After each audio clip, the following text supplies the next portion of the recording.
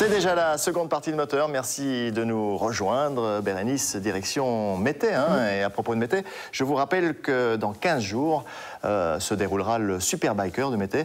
Un week-end de fête pour tous les motards avec du spectacle, de la convivialité et beaucoup de sport. Oui, et puis Moteur sera présent en force, évidemment, pour vous proposer une émission spéciale Superbiker. Mais là, pour l'instant, il s'agit de voitures. On reste à Mété, sur le circuit, où nous avons testé la gamme Abarth. Vous savez que Fiat a relancé le célèbre patronyme en déclinant une grande partie de ces modèles phares en version sportive. Évidemment, vous le savez, à Moteur, on est très curieux, on a voulu tester. Attention, action.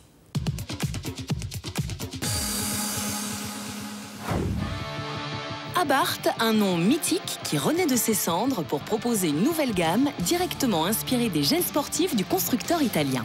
Abarth a plus ou moins 100 ans d'histoire, donc ça, on ne va pas la retracer aujourd'hui, mais enfin, il y a la catégorie de personnes qui connaissent le mythe et la conquête du client qui ne la connaît pas. Rafraîchissons donc la mémoire de ceux qui, pour le Scorpion, n'évoquent pas grand-chose.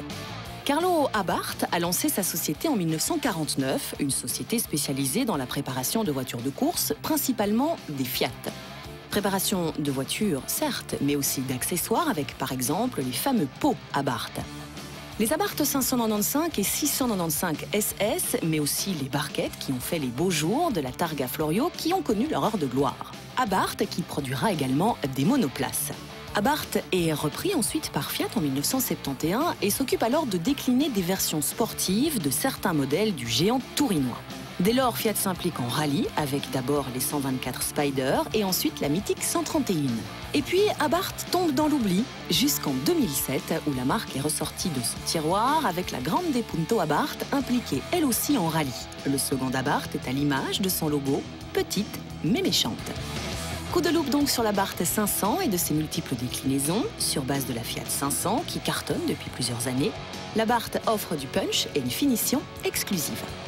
C'est vraiment la déclinaison sportive, tant au niveau motorisation qu'accessoires extérieurs et intérieurs. Ça n'a rien à voir avec une Fiat. Compacte, trapue, l'Abarth 500 a du répondant. Et même dans sa version semi-cabrio, elle joue les vraies petites sportives. Il faut dire que sous le capot, le moteur est particulièrement volontaire. On a du 1400 turbo, 135 chevaux pour la 500 berline.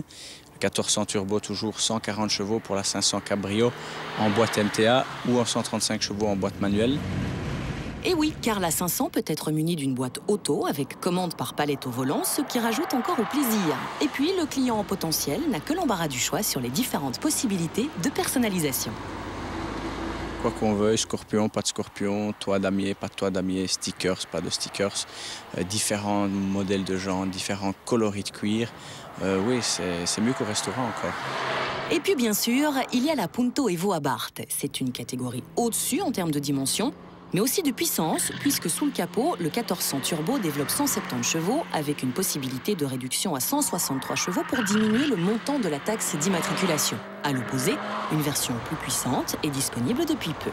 La Punto est extraordinaire aussi parce que vous avez une version traditionnelle comme il y a derrière nous, qui est déjà très très bien équipée. Ensuite, vous pouvez vraiment suralimenter cette version pour être dans une partie beaucoup plus différente, c'est-à-dire la Super Sport, où là on aura 180 chevaux avec un intérieur Sabelt, une couleur Grigio Campovolo, vraiment une voiture d'élite. Bref, il y en a pour tous les goûts, pour autant que vous aimiez la sportivité et l'exclusivité. Mais au fond, quel est le profil de la clientèle que vise Abarth ? La version Abarth a une clientèle féminine, mais ces dames ont toujours une partie d'homme en elles parce qu'il faut qu'elles aient les deux mains sur le volant. Mais oui, on concrétise quand même quelques femmes qui osent franchir le pas.